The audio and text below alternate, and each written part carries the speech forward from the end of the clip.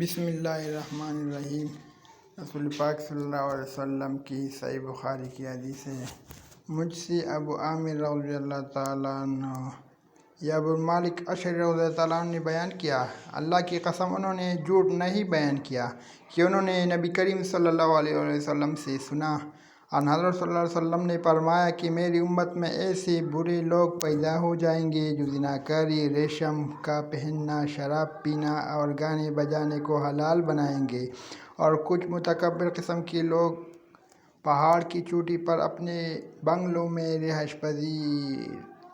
رہائش کرنے کے لیے چلے جائیں گے۔ چرواہے ان کے مویشی صبح و شام لائیں گے اور لے جائیں گے۔ ان کے پاس ایک فقیر آدمی اپنی ضرورت لے کر جائے گا تو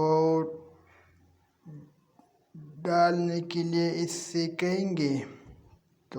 ٹالنے کے لیے کہیں گے کہ کل آنا، لیکن اللہ تعالیٰ رات ہی ان کو ان کی سرکشی کی وجہ سے ہلاک کر دے گا، پہاڑ کو ان پر گرا دے گا اور ان میں سے بہت سو کو قیامت تک کے لیے بندر اور سور کی صورتوں میں مسخ کر دے گا۔